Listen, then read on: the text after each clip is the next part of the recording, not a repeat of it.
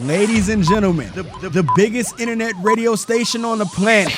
Even the other radio stations are tuning in. Your choice, your music. UChoiceRadio.com. Hey. Hi. Good afternoon, good evening. Thank you for joining us. We have the lovely Luenell. This is UChoice Radio, the Whateva Podcast. My name is Anthony. We got Solo and Beats. It's a pleasure to have you. Thanks for joining us. Thanks for having me, guys. So, Beats, I'm going to let you lead it off. I know you got some great questions. Of course.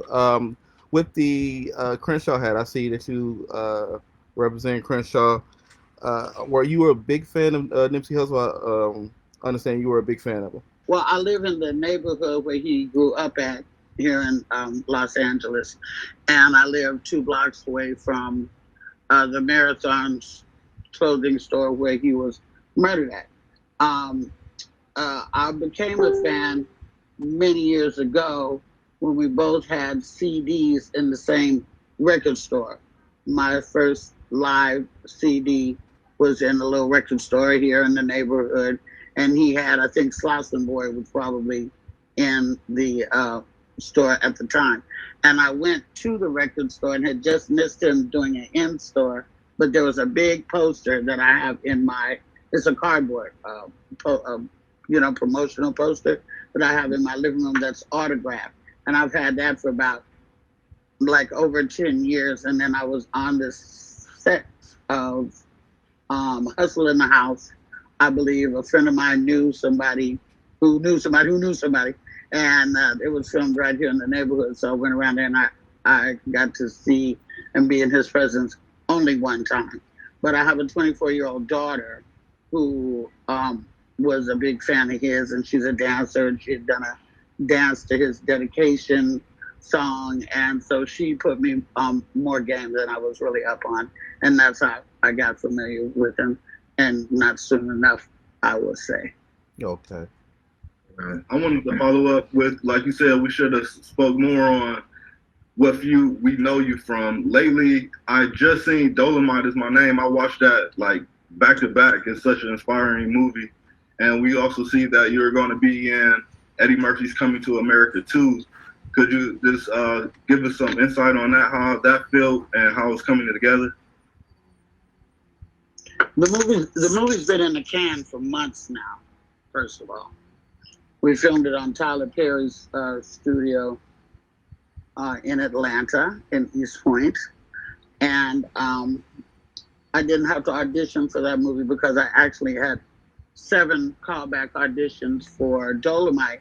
Well, I had auditioned to play Lady Reed, Queen Beat, that Divine Joy Randolph ultimately got the role, which I was very glad about because I thought she did a great job. But then they didn't just throw me away and say, well, you didn't get that part, bye. They cast me as his aunt, who gave Rudy Ray Moore the seed money to start his record company. And I'd already met Eddie, was already friends with Charlie. I had pictures with Eddie already, so I wasn't as spooked and shook as I would have been if that was the first time I was meeting the great Eddie Murphy, and I'm glad about that. So I felt comfortable enough working with him. And because I had auditioned so many times for Dolemite, the director, Craig Brewer, who also did Hustle and Flow and Dolemite and Coming to America, he was like, oh, Luenell, I know her work, by now I want to put her in the movie. So he just put me in Coming to America as one of the new characters. Obviously, I wasn't in the first one, or you would know that. So this is the new character that I'm doing in the sequel, and it's scheduled to come out December 18th, and it's really, really amazing. It's aesthetically beautiful.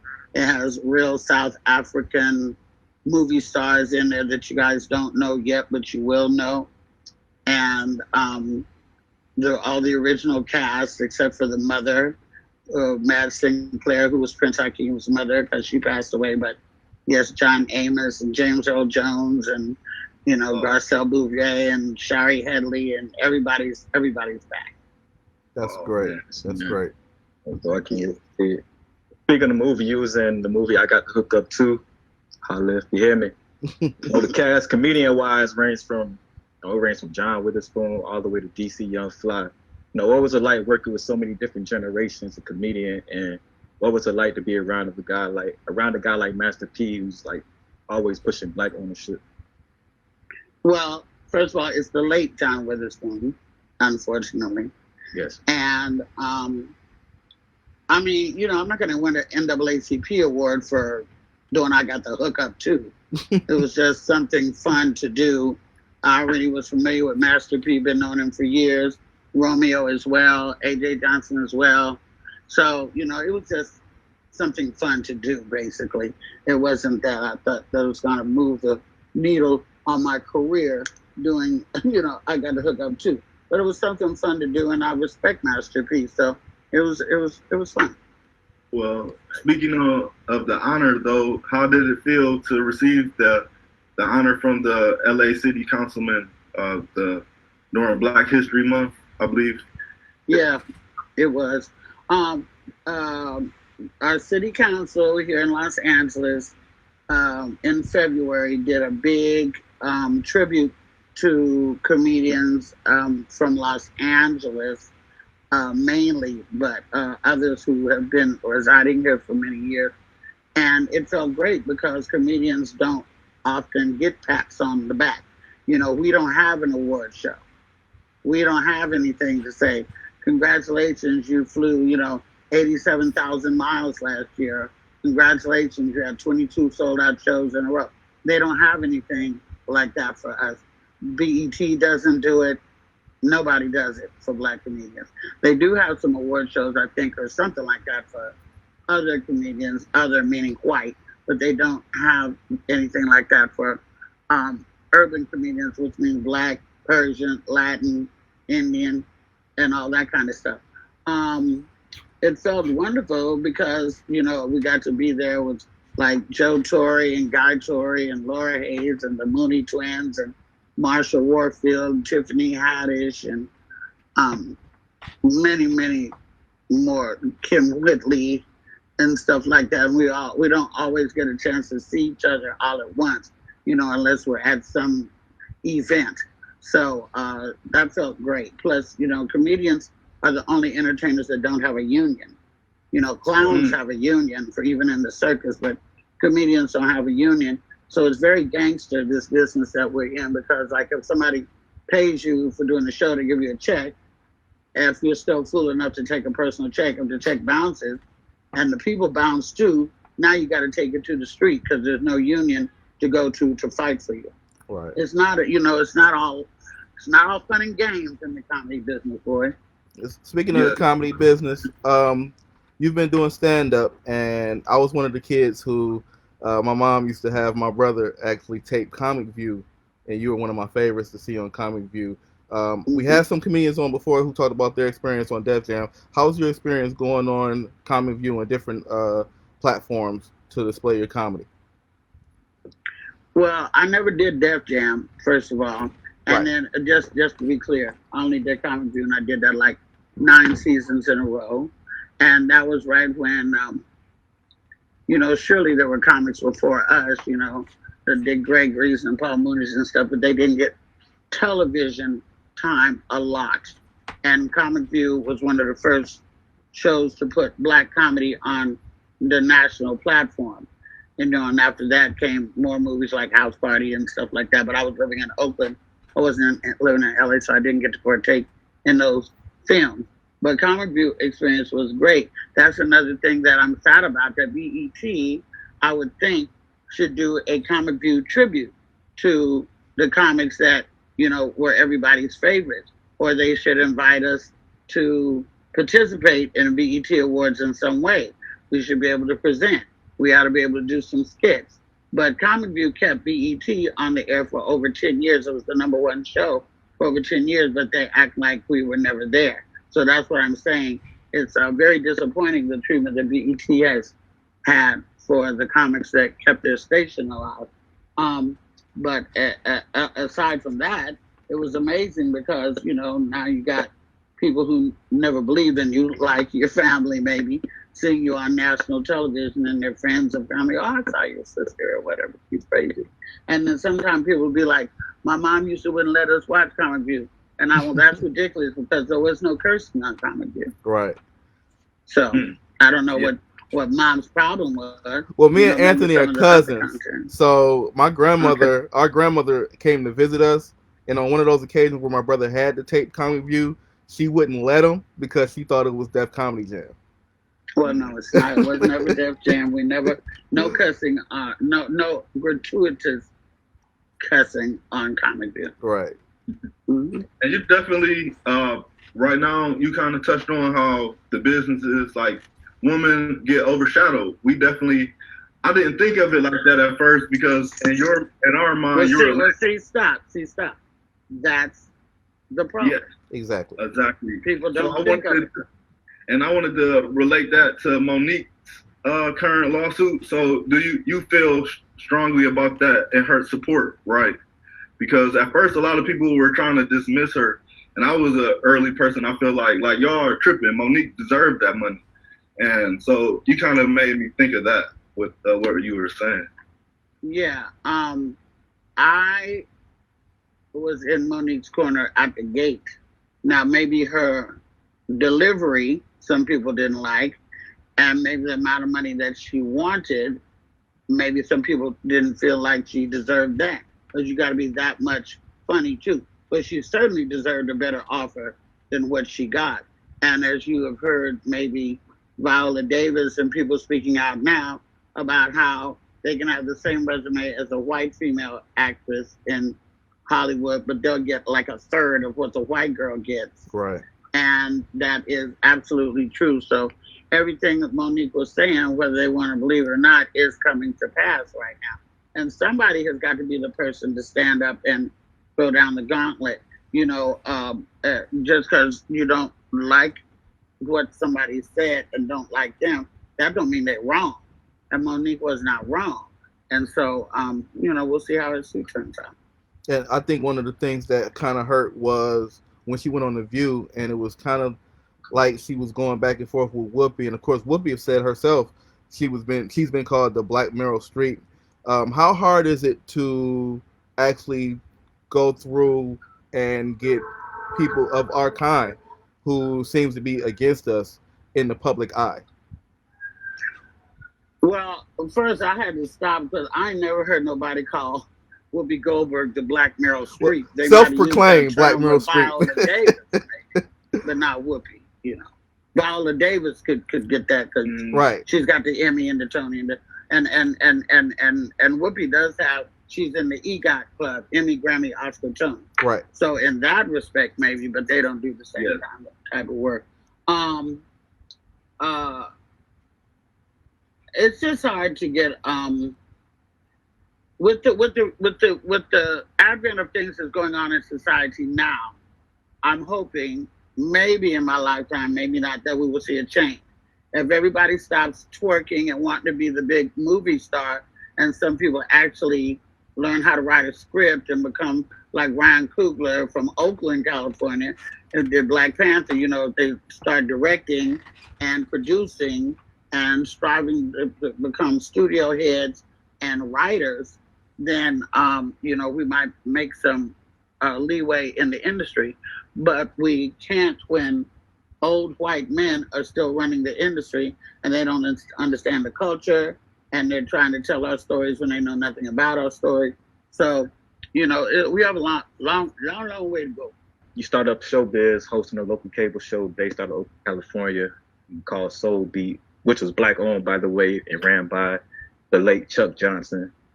Soul Beat discovered many talents like MC Hammer and Too Short, and of course yourself. But what does it mean? What does Soul Beat mean to you as far as it helping give you a jump start to your career? Well, everything I know about television, I learned in Oakland at the Soul Beat Television Network. It was like BET, but even before there was a BET. And we produced our own shows, created our own shows, directed our own shows, did our own camera work when we were VJs, later on music, did our own interviews and everything like that.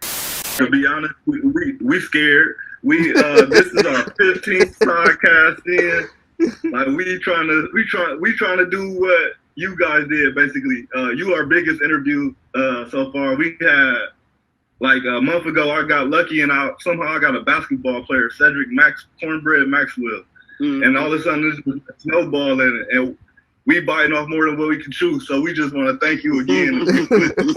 So you said we extremely humble now. Yeah, your last answer just had me like, I'm learning, like, man, I'm about to write a script. As soon as I get off of here, I'm about to try to write something. But it's like, I mean, because they got these online things now where like Spike Lee will teach an online class, or Idris Elba might teach an online class. And you should look at those because they're free and they're trying to give out this knowledge, and that can cut out the middleman and having to go to like, Boston, Performing Arts Center or whatever like that. Right. And, there's all kinds of information at our fingertips. You should use that. It is your generation that is really coming along that's going to help change things all the way from voting to script writing, producing, and becoming, hopefully, studio head. Tyler Perry's not the only one out there that can do what he did. Any of y'all can do that, too. He didn't start out no millionaire. He was thrown out the house and slept in his car. So, he had a dream. He came a long way. He wore the dress until he didn't have to wear it no more. If he kept doing that until he was like, 75 years old, we'd be looking at him sideways like, okay, Tyler, it's enough with the Medea. But he did that. It's just, it was a gateway to doing bigger things. Correct. Yeah. Especially with that church community. That church community is a loyal and dedicated following if you can get them on your team. Because I don't just do blue material and talk about, sex and stuff like that. I have a Christian comedy CD, DVD rather, that was recorded at my church. It's called Let Your Church Stay Rolling on the Floor, and that's on iTunes and Spotify and everything like that, and just went on Sirius XM radio because they're developing a clean comedy channel. And so I have stuff on all of that. So, you have to be multi-dimensional. I can go down to Natchez, Mississippi and get gully with the best of them. But I can also do the pastor's anniversary. You know what I'm saying? People don't realize that a lot of comics who get labeled as blue, we don't have Tourette syndrome. You know what I'm saying? I know how to. It's just like if you get around your grandma, you don't talk the same way around your grandma, I hope, as you do when you're on the block with the boys, It's a button that we switch. Black people are we're bilingual. We don't, hopefully, talk the same way in the office as you do when you sit around playing spades. So we wear many hats, Yes. When did you know this is what you were going to do the rest of your life? You just knew you had it, and I kind of want to tie this into Kanye crazy, but again too, he kind of got that ambition, but it's like, when did you know your dreams wasn't delusional? I guess when I figured out that this is a gift that I have. I don't sit down and write out my material and all that, because that's being a scripted comic. And then if you're scripted, then that's all you know. You memorize that script and you can't improvise. You get stuck on your script. If somebody says something to you in the audience or something happens 10 minutes before the show, you don't have the free will to talk about that because you're scripted. But I am not scripted. I have a gift. And when I realized that it was a gift, the gift of gab, that's why they call it the gift of gab, the gift to be able to talk. I have a degree in English literature. I know how to construct a story. I don't tell jokes per se. I'm not a joke teller, but I do tell stories, like Cosby used to tell stories, and George Carlin used to tell stories, and Richard told a lot of stories. He wasn't a joke teller.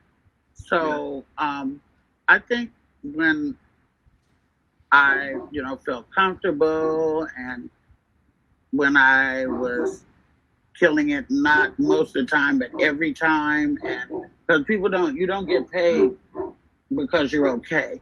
You get paid because you're great, and nobody wants to pay you when you have a quote unquote bad day. You're not allowed to have a bad day, because if people wash the car, get their nails done, buy some cologne, put on a suit, get in them heels, drive, and pay money to come into a club and order drinks and get some food and sit back, They don't want to deal with your bad day. You are there to do a job. Your job is to make 300 people that you've never seen before in your life have the best time of their life. And that is your job. It can be hard or it can be easy. It's easy for me. I could tell you. It's like we met Freeze Love, and he kind of gave us some wisdom too about being a master of a ceremony. And it's like you took command of this room instantly. It's like there's so much I'm learning from you right now. Well, great. And Nipsey Hussle was like I like look up to him. My wife's cousin is from the neighborhood. His last name is Greeno. Just maybe if you heard it, but it's like that was one of the like hardest things for me, for someone I didn't know, and for that to be your neighborhood. How is it like the ripples effect? Are you still seeing it? Like how is the vibes in Crenshaw right now? Well, for me, it's sad because like his granny stayed 2 blocks behind me. His elementary school was 2 blocks down from me. Marathon Shop is over there. His murals are all over the buildings and the fences and the billboards out here. Victory Lap billboard is right down the street. He's painted on the side of the bank. He's painted on the auto body shop. He's painted on the side of the store. So it's like Nipsey land where I live. And I know that, it just seemed like ever since that happened, of course, life goes on, but we seem like everybody is pretty heartbroken. And then with the gentrification that's coming through, there's like more white folks infiltrating into the neighborhood, and the thing in place over here that you used to go and get snow cones, now it's a Starbucks, and shit like that is happening. And the Crenshaw district is famous for, movies like Boys in the Hood. They filmed Snowfall here. They filmed Baby Boy here. These are iconic places for us as a people, and we're watching it like sort of melt away. And if Black folks don't invest in their own communities, like yes, I choose to move one day, but I'm not going to move. I've lived in the suburbs. I was raised in the suburbs. I wasn't raised in a hood. I was raised in the suburbs. I went to all white schools all my damn life. I lived in white neighborhoods. I was only like the 6th Black family in Castro Valley, California. So I've had, pardon my expression, I've had enough of white folks. You know what I'm saying? I know it. I've lived it. This isn't anything new to me. But to see, and I do want to move one day from this particular neighborhood. And hood doesn't stand for ghetto. Hood stands for neighborhood. There's a daycare center across the street. We have an Italian guy across the street. Latin family to the right of me. Latinos down to the left of me. Black folks, we're mixed up and we're fine. We do fine over here. But, if we don't start, like Nip was saying, investing in our own community, what are you just going to leave the shitty school to everybody else and move your kid to where the good school is? Or are you going to work on getting, on the board, or work on getting a city council and try to help the shitty school become a better school? Why wait till the white folks move in the neighborhood to get some money to the school? That's what's happening. So it's, it's kind of, it has good days, when, you can smell the barbecue in the air and you can hear the whispers coming from somebody's car, or, something like that. Those are the good days. And the anniversary of Nip's death is not going to be, it's not a good day in the neighborhood. Or you hear, things that happened the 4th of July was horrible, with all the firecrackers and bombs and everything going off. It was like living in Kuwait. So, but I take it with a grain of salt because, I'm very down for my community, and I just happen to love my people. I think everybody does. White people love white people. Asians love their people. Persians love their people. So I don't see why everybody gets their panties in a bunch when, just because I'm pro-Black doesn't mean I'm anti-white, Yeah. Even though I may sound it right now at this time in America. You know what I'm saying? They want to be the victim, but I'm with you, and don't get me on the spiel too. So I know they got some Bill, Salo, I know y'all got some good questions. Well, I wanted to get into some of the current topics that's in the news. Of course, Anthony just mentioned Kanye. I know you mentioned his mental state previously. How do you feel about his current situation involving, of course, the presidential run and also his conflict with his marriage? Well, I just think it's sad, to watch somebody melt down. I mean, we've obviously, the people, quote unquote, the people, have been saying that he ain't been right since his mother passed away. I subscribe to that theory, because you got to remember, Donda West she was a doctor, had a doctorate, she was an educated woman. She had her own money, but of course Kanye had much more money. So Kanye probably has a little guilt that it was some of his money that she went to go have all this plastic surgery done. And then for a woman to lay down and have those multiple surgeries done at once just shows you the pressure of living in LA and thinking that you got to look a certain type of way, even though I don't even think she lived here, when that happened. You get out here and, youth is the goal in everybody's mind. And, you don't want to have a little double chin. You don't want to have a little poochie belly. And so rather than do the work that it takes to do that, like maybe not have 2 pork chops, maybe have 1, maybe have a half of 1, maybe not add, no salt to the greens, maybe you smoke turkey instead of pork, instead of doing the work to make that happen. The easy way out, go to a doctor, have them cut it off. But see, that doesn't always end up the way that you wanted to, and through that process, Kanye lost his mother. And then, he wrote that song, to make the money to leave your ass for a white girl. And then he did just that. He had Amber Rose, and after that, it was, Kim. And he had been lusting after Kim to hear him say it for millions of years and years. Because at some point, these brothers get twisted and skewed into what the idea of beauty is. They get mesmerized by the hair. They like to see it blow in the wind in the convertible, and they, the white girls done gone out and got bodies that look just like sisters, and they don't want to hear all that mouth. And the mouth is what can make you a stronger brother sometimes.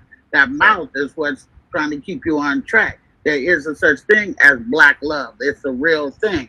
We love harder. We hate harder. We do everything harder than anybody else because we've been so deprived of it. We've been ripped from families and ripped from loved ones and all this kind of stuff. And so when we find a mate, we got that good old black love. The brother said that he was married. I'm sure he's married to a sister, I'm going to assume. And if he is, then, I'm sure he's proud of his queen. Because I've lived long enough to see black women going from being the most, when they use the word exotic, it was about us. Right. You know? And I've gone from seeing us be the most exotic, sought after women on the planet to being the gum on the bottom of a brother's shoe.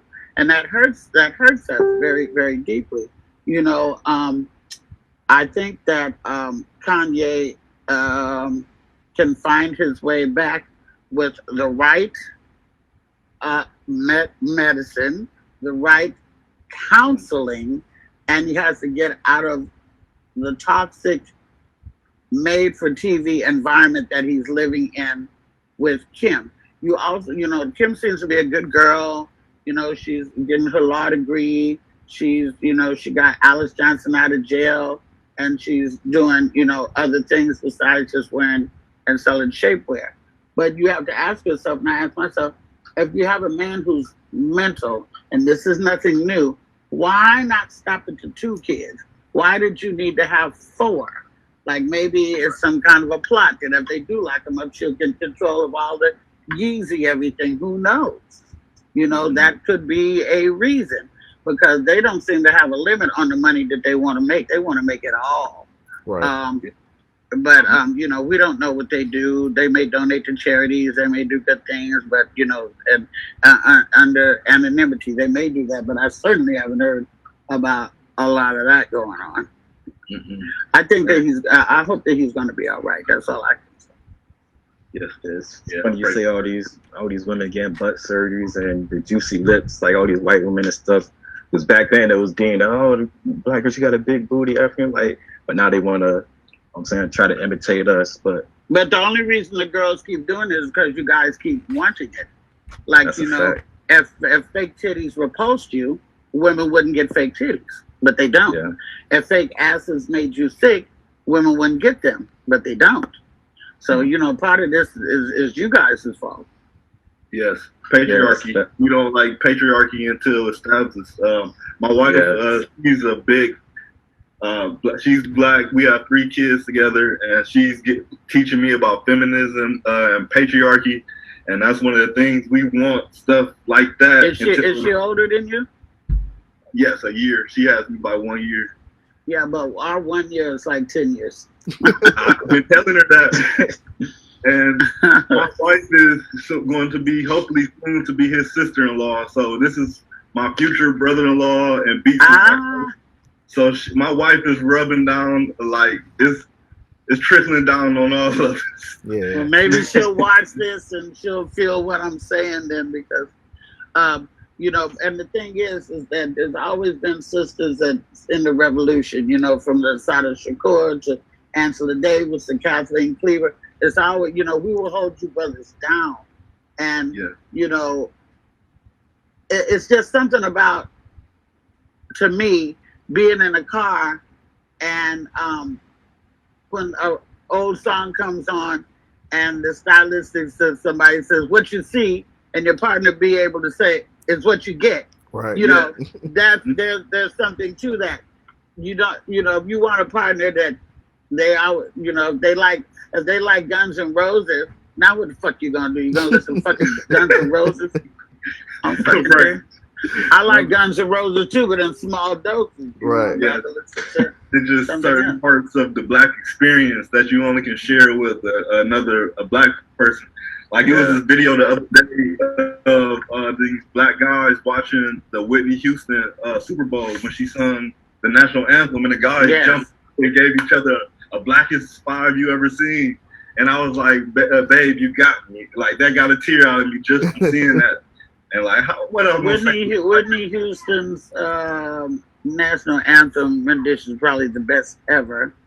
They used to say Marvin Gaye's was the best ever. I'll take Marvin's under Whitney's.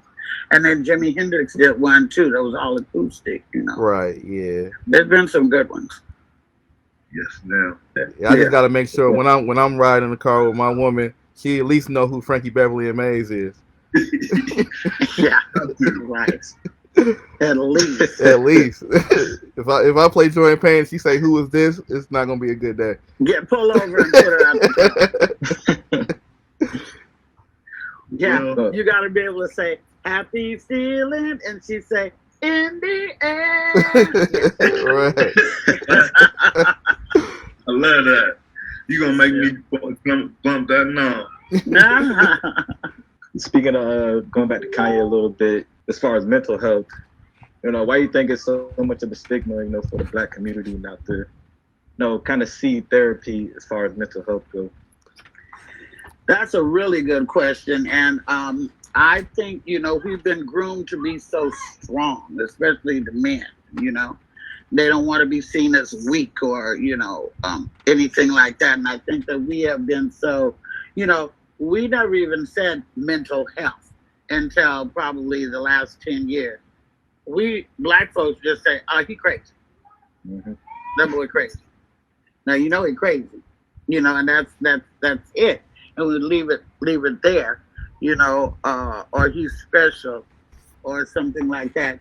To seek help for anything in the black community has always been a stigma.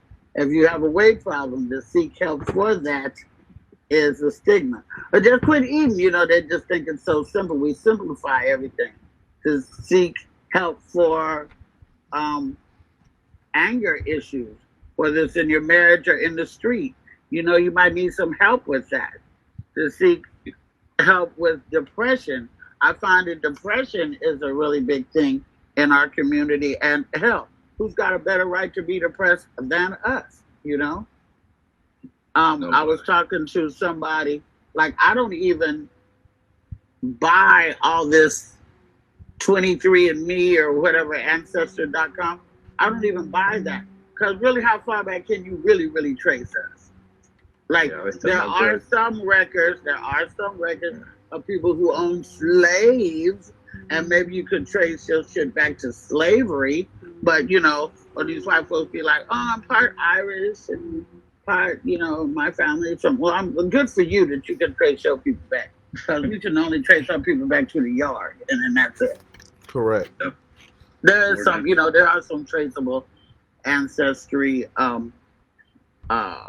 lines that you can draw, sure. But I certainly know that my last name isn't really Campbell.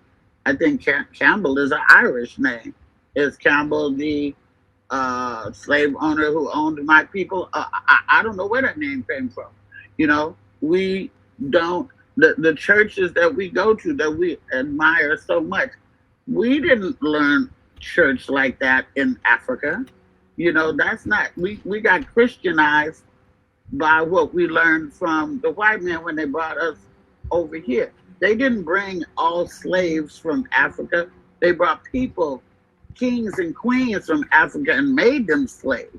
You know, we was running stuff. That's why I say sometimes that integration was one of the worst things that happened, because when we was together, we was building stuff. And everything we built and tried to flourish in ourselves got burned to the ground. The Seneca Village, which is under Central Park in New York City, is a black township, burned to the ground. They built over it. Black Wall Street, burned to the ground. Jones Beach out here, where Manhattan Beach is, burned to the ground. The only black casino they ever had in Las Vegas, all black casino, owned and operated, burned to the ground. So, you know, we've tried to do our own thing. And people, you know, the racists are like, go back to Africa and do what? And go where? That's just like freeing the slave. And without our reparations, you freed us, where are we supposed to go? You didn't give us no money, you didn't give us no horse, you didn't give us no land, you didn't give us no crop. You said, free, you niggas is free, go run into the forest and make your way in the world. No clothes, no money, no nothing. Yeah. And I don't know, if I sound a little, you know, bitter today, I'm just in one of them moods because, you know, I just did a PSA. You can see it on my Instagram page at Luenell, at Luenell. It starts off with a black square. Just did a PSA about voting with Matt Barnes and myself and Nipsey's sister Samantha and stuff like that. But even, you know, we're so discouraged with the voting system because we done seen how they do voter suppression. They make the polls close early. They make the machines not work. You find your ballots in the river in Florida, you know, and then vote for who? The lesser of two evils. Biden isn't a viable candidate either, you know. But what are we gonna do? We're gonna take the guy who's gonna lynch us or the guy who's gonna shoot us. Right. That's the choices that we got. right. Yeah.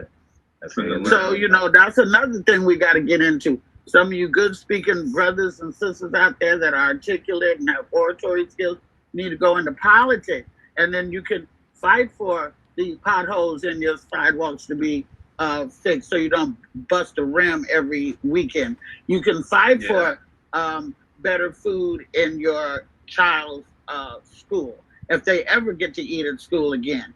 If you get on city council, you can start to build things small from in your own community and go up. There's no reason why either three of you can't run for president of the United States as well. Correct. And you know, I think it's a huge mental barrier, you know, because in school we learned slavery, and then you know, and the average person here, you think, oh, we kind of might feel inferior to white people, whatever. You know what I'm saying? So I think that's probably a big problem too. Our whole education has been a sham. Our whole public education has been garbage and trash. Yeah. You know, you're seeing now from look at the bridge that's in Selma, named after a racist.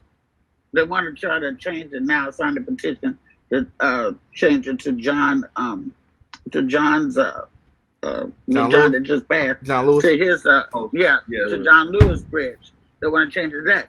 All these statues, this guy was great. He owned 300 slaves and you know, this shit has got to go. There's gonna be I don't know, like I said, I don't know if it'll be in my lifetime or if we're gonna fix it in my daughter's lifetime. But surely by my granddaughter's lifetime, grandchild, whenever I have one, you know, we're going to be able to maybe get a grip on this. And the poor brainwashed black folks is going out undoing the work that we're doing, pouring black paint on the Black Lives Matter city ordained murals in the street, going out and dancing and tap dancing at the Trump rally, going out and, you know, undermining everything we did. Well, hell, you know, there's always been those. Rwanda, black folks killed black folks, a brother killed Nip, you know, brother killed Malcolm, but, you know, we just got so much work to do in our own families, you know, and I mean, I include all black folks in my family, in our own family. Before we can conquer the world, we need to conquer our shit. And the first thing we got to do is stop killing each other. Like, this is for some petty bullshit. You know, if the gangbangers was as bad as they say they are, why don't they all get in a van and go to D.C. and really shoot some people that need to be shot? I'm not advocating that. I'm just saying, you know, instead of killing the brother on the corner, whose mama you just damn near killed as well, because when you kill somebody, you don't kill one person, you kill the whole family. Instead of all that nonsense going on, if you're ready to die and you don't give a shit, and you live the rest of your life out in jail, then go put a bullet where it counts at then. Right. Like Zimmerman. Yeah. Like Zimmerman. Facts. Why is he still walking around autographing Skittles? I think we lost him. We lost her. So that was a dope interview. Hopefully she jumped back in, Miss Luenell. Her battery might have died. Hopefully the government ain't shut us down. Yeah. Hopefully she get back on, because there was some other questions we might have. I was about to say, like I said, bro, we might have to get her cash up and let's chip in and send her money for a bottle. For sure. We're back. Action. With some of the things that you've done with the Black Lives Matter movement, where do you see things going after this pandemic? Shit, I got to see the pandemic end first. You know, I mean, you know, it's been very, very difficult. Not so much like I have been enjoying having. You know, I haven't had 4 months at home in 25 years. Oh, I haven't had 4 months at home. Well, I won't say that because I wasn't really on the road when I had my kid. My kid is 24. But I'll say in the last like 15 years, I haven't had 4 months at home with her or with my husband or with myself or just to be in the house at all. And so some of it has been enjoyable. You know, I've been eating better, not out of, you know, airports and airplanes and, you know, the store and stuff like that. Been doing a lot more cooking, which, you know, I prefer to do it when I want to rather than when I have to. But it's been cool. But then, you know, the money stopped. Right. And I don't know how many of y'all can sit or have saved up enough to where you can support your lifestyle with no income, with eating. The other brother got 3 kids. You know, how long can you sit and not work or not generate any income and do that? You know, I've got, you know, a couple of residences and cars and shit and life insurance and medical insurance and credit card bills and all that kind of stuff. Shit, I was on unemployment. I'm on unemployment for the first time in 30 years, you know? Mm. So the pandemic has got to stop first. And I feel some type of way about that. You know, I mean, I know the plagues and stuff are in the Bible and I know that they're inevitable to happen. But this one just seems mighty contrived, And so I feel some type of way about that. But after that is over, I would be hoping that our work in the Black Lives Matter movement will continue. Like the shirt I got on today is one of them shirts that say all the different sentences that you get if your skin is a different color for the same crime. Like a brother will get life or something. Yeah. A Mexican will get 15 years. A poor white person might get probation, and a cop will get paid administrative leave if they all have the same crime. Right. We're hoping that we can restructure the police department, because it seems very much like they've taken the Klan robes off and put the police uniforms on, and there's no reason other than racism for the super aggression, the rage. You can pull somebody over without having to pull them out the car by their hair, throw them on the ground, crack their teeth out their mouth, and search their car. It don't take all of that. But then also, I'm going to say, we have to, like, it's not resisting when you're almost breaking my arm. I'm not trying to resist arrest. I'm trying to get some relief from the pain in my arm. Then they call that resisting, and then they shoot you and kill you. How come if Megan Thee Stallion can get shot in the foot, how come you brothers can't get shot in the foot? Why do they always have to shoot to kill? Why do they have to shoot you 6 times in the back? Why does it have to be like that? And that's racism. Yeah. Why do they approach the car already with such aggression? Why did they pull you over in the first place? Correct. You understand? Mm-hmm. So all that, there's a lot to clean up. It is very sad. It's sad for the youth, because I have a 24-year-old daughter and 21-year-old assistant, and they're sad. This summer, they're not at Freaknik. They're not out romping at the beach and having bonfires. The police will come. They're not, out swimming and playing volleyball and kicking it in Vegas like they should be doing. They're, stuck with nowhere to go once again, and nothing to do. And what did that lead to when they took that out to school? With nowhere to go, with no recreation. That led to drugs, that led to, crime and all that kind of stuff. Right. Yes. I will always see the instance of somebody actually being encountered with the police, and it not being a necessary initial call, but they end up getting arrested for resisting arrest. And I always try to see, like, well, what's the initial charge? You know what I'm saying? They arrest people for resisting arrest. Resisting arrest with no charge. But then, we escalated too. Stop calling the police bruh. They're not your bruh. Don't talk to them like the homie. Try to be as respectful as you can until they get out of line. Then you can cuss them out too. Just know that when you do that, you will not win. You will not win against the police. They have the gun, they have the taser, they have the pepper spray, they have backup, and they have handcuffs. And they have body cameras that don't work half the time or are turned off half the time, and they will beat your ass talking all that trash. I see brothers talking trash to the police that get on my goddamn nerves. So I know it's on their nerves, like, why don't you just shut up or let your people talk for you a bit? But then again, it don't matter, because you can say sir all the way to the ground and they can still kill you. Right. So that's the problem. You can comply and they'll say you didn't comply and still kill you. They're not satisfied. They're really, if you brothers would stop fucking all these white girls, maybe they wouldn't be so mad. I don't eat pork. I know I get pulled out. I comply until he let me go. Then I start cussing him out. I'm like, yo, what the fuck? But you want the goal is to go home that night. Yeah. Sure. And you don't have to be a man. You can be a female too. Sandra Bland, what really happened?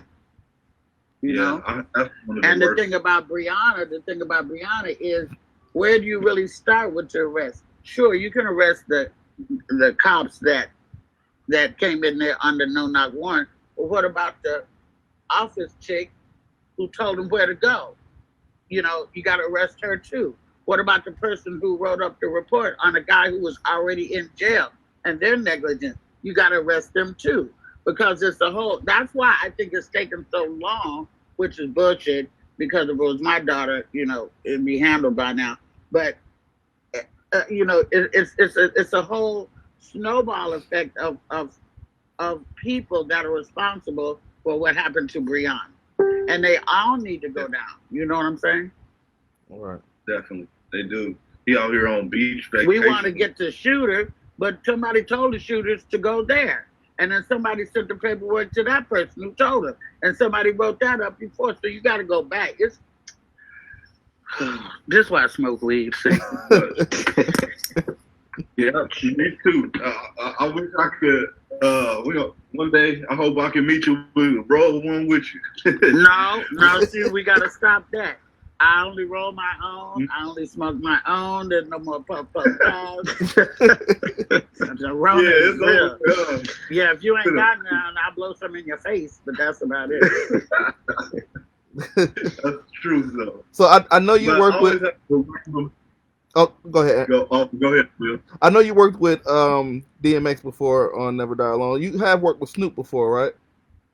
Yeah, a million times. So did you get a chance to see their verses? Yes, I did. Did you enjoy it? Yes, I did. That's great. This is the first time I've seen DMX with some weight on him in like ever, you know, because he's never been as big as he is now. But, you know, I guess he has put the pipe down for a while because he's got a little, you know, looking a little Santa Claus-ish in the stomach. It was funny. He wasn't up jumping around dancing like Snoop was. He was sitting down like old man. But I'll take him any way we can get him. Now, who do you think won? Well, I was going to ask you that. We want to know what you think first. Even though I think I'm going to have to, you know, and I love DMX. I mean, they don't know who we be. I play that every morning when I'm brushing my teeth. But I'll have to give it to Snoop simply because his catalog is bigger. He's got bigger number of hits, you know, and every single one make you go, oh, I mean, you know, you're going all the way back to the Chronic with Snoop. Right. Yes. So I'm gonna have to give it to Snoop, but that is not saying anything disparaging about my friend DMX. Not at all. Yeah, I think it was real close just because of the vibe. But if you go by the songs, I would go with Snoop too, because I did kind of like a prelim list of the songs that Snoop might have played, and I was probably like 3 songs off.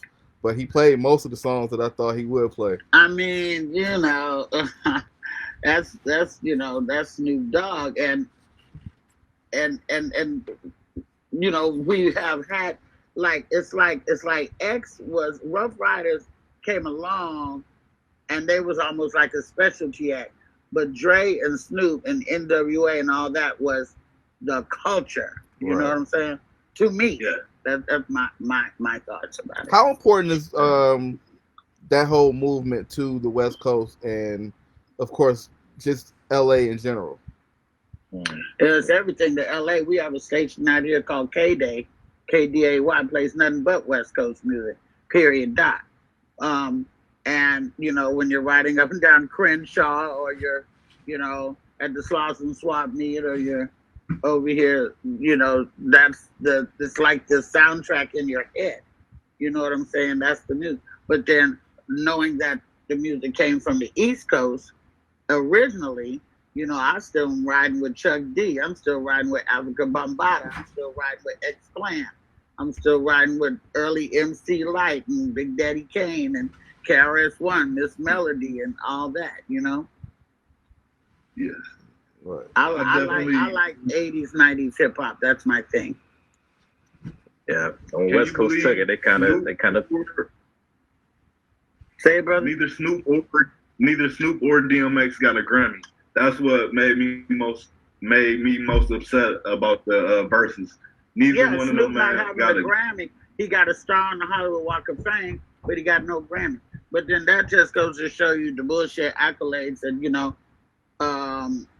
if you keep looking for validation from the white man, then don't come crying when you don't get it. Right. That's why a Soul Train award would mean as much to me as a Emmy award, because of my people. You know what I'm saying? Right. And I gotta live in this skin until there ain't no more skin. So. Yes, man. Like that. They always use that phrase of black folks make you famous and white folks make you rich. But if you want to be rich and famous, then you got to have a crossover appeal, which I've got that. Comedically, I had, before this shut down, I had a residency in Las Vegas at the Jimmy Kimmel Comedy Club. Jimmy Kimmel is obviously white, so it's a white club in Las Vegas. So, sometimes it would be mostly black audience. Most of the time, it's not, because you're dealing with tourists that come from everywhere. And so my comedy has got to be diverse in as much as if I talk about weight, kids, relationships, sex, food, this, that, money, that's universal. If I'm talking about Thunderbird or, chicken, Hell's Chicken versus, then that's, for us, I don't talk the same talk in Chicago as I do in Las Vegas. Because that's why I go back to saying that we're bilingual. But most of the time, and a lot of the movies I've done, the bigger movies, the movies I've done that have been nominated for Academy Awards, which was Borat and A Star Is Born, those are white films. I'm not going to get an award for I Got the Hook Up Too. I'm not going to get an award for, School Dance. I'm not going to get an award for, stuff like that crazy shit I've done. Mac and Devin go to high school. You know what I mean? That was good, though. Yeah, it was. That was Wiz's first movie. Yeah, that's the stuff for the culture. But I do them both, though. I don't have no bias. Because the checks are all green when they come. Yeah. Right. Yeah.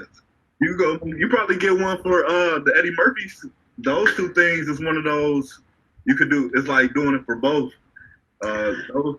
Dolemite was definitely for us. White folks didn't and don't know who Rudy Ray Moore is and don't care. The ones who knew. The ones who saw the movie enjoyed it because of Eddie Murphy. But they didn't know the connection that Rudy Ray Moore had to us as African Americans. And so that's why when I got an audition, they said audition for Dolemite. I said, Dolemite? You mean Dolemite? Like, who's doing a movie about Dolemite? And I worked with Dolemite. I knew him. I have stuff in this house that he gave me. I worked with him about 5 or 6 times. We were friends.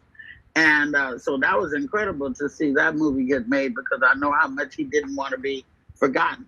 Now, Coming to America is going to be for more than both demographics.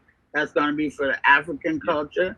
It's going to be for, white folks. It got Louis Anderson and stuff like that in there. It's going to be for black folks because it's Eddie and he belongs to us, even though, he got a white baby mama now, but whatever. He had 6 kids without a white one. I'm going to give him a pass. I met the chick. She seems pretty nice. I don't know. But and then this is gonna cross culture, because Coming to America, like I said, it's got African stars in it that y'all don't even know. It's so huge. The Palace in Zamunda is really Rick Ross's estate. There's some things I can talk about because it's been in the news already, but most of it I can't. And I've got so many pictures, and this phone that I'm talking to you on right now is giving me a hemorrhoid not to be able to post these damn pictures. But maybe in December we can start dropping them. Yeah. I don't really have a hemorrhoid. I was just kidding. Or maybe a little one. Oh, Lord. So, any other questions? You guys got anything? We don't want to hold you all day because it was just an honor to have you. So yeah, because I'm getting ready to bleach my hair. I'm gonna do my hair. That's why I got this hat on, because I got to do a show for Amazon Prime tomorrow about being blonde, and so I got to make sure my shit is on fleek. But that's why I'm wearing my Crenshaw hat. I also wanted to tell people, like I said earlier, you can find me on Instagram at Luenell, at Luenell. Feel free to jump into my DMs and tell me that you you heard me on here. And also, if you go to my Instagram, if you click the link in the bio at the top, it'll take you to YouTube, to my Hey Luenell YouTube show. It comes on every Wednesday live. And if you miss it live, you can always watch it archived. I even put that PSA I was just talking about voting. That's on my YouTube channel as well. Hey Luenell, HeyLuenell. I just did an interview with crazy ass Gary Owen. That's on YouTube as well. To get some podcasts. I just did an interview with Bill Bellamy, and that'll be coming up soon as well. And Coming to America, The Quest comes out December 18th. So be on the lookout for that. And I did catch your YouTube videos, and I did enjoy them. So definitely wanted to say love your stand up. How is it actually with the stand ups not being able to go out and perform, creative wise, trying to get material prepared, or do you just?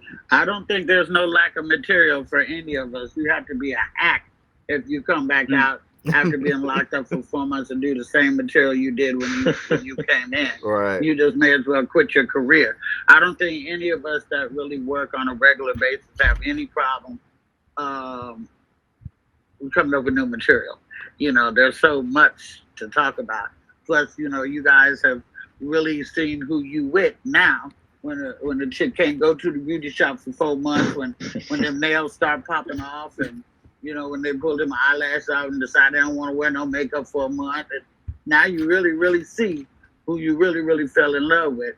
And it's kind of refreshing, because at the end of the day, I think one thing we learned during this quarantine is what matters and what don't matter. Don't be mad at somebody wearing Gucci. They probably already had it before we found out what Gucci was about and what Gucci represent. Does that mean I stopped wearing the shit? Fucking $400 pair of glasses. I'm not gonna stop wearing my damn glasses, but I'm not gonna buy no more. You know what I mean? I'm not gonna buy any more. And I think that we have learned that what really matters is the people who are in your life. What matters is time at home. What matters is eating dinner together as a family. What matters is being glad that you got a home to be in, not being homeless at this time. What matters is your health. What matters is, drinking your water and stuff like that, and getting back to the basics, because all this other shit, it don't matter. I would hope to see the rap community start rapping like they did when I was coming up. We had the Last Poets and Nikki Giovanni and stuff like that. I would hope that they would start making more relevant music like, Kendrick and stuff like that, instead of just talking about bitches and hoes and twerking and all this kind of shit. There's a time for that. I admit that. But the majority of our time should not be spent with the bullshit. We need to wake up. Right. Yes. Facts. So we all here at the Whateva Podcast want to thank you so much for your time. We of course honor you. We love to see everything that's coming in the future. Any other projects besides Coming to America? Yeah, I got some other stuff coming down the pike, but I can't. Let me see. Ghost Book 2, I got a part on that. So if you like Power and you're gonna watch Ghost, you can look out to see me in that somewhere. I can't say who I am or what I'm doing, but you can look out for me in there along with Mary J. Blige and some others. There's a family show called Family Reunion that comes on Netflix that my episode should be airing in August. It was the last thing I did before we got shut down. And that's a show about a family, and it's got Richard Roundtree, the great Shaft, and Loretta Devine, original Dream Girl. They're in there, and I did an episode there. So there's some stuff in the can that'll be falling out. Just got to keep up and keep your eye on my Instagram page. Definitely will. Already. So I'm expecting three new followers on here. Well, you already got a follower on me. I got to get a follow back. Yeah, when you watch Saturday, you're gonna get tired of us tweeting at you all the. You're gonna be sharing this all the time. Don't say tweet, because I don't have a Twitter. I got hacked about 2 years ago and found out who hacked me.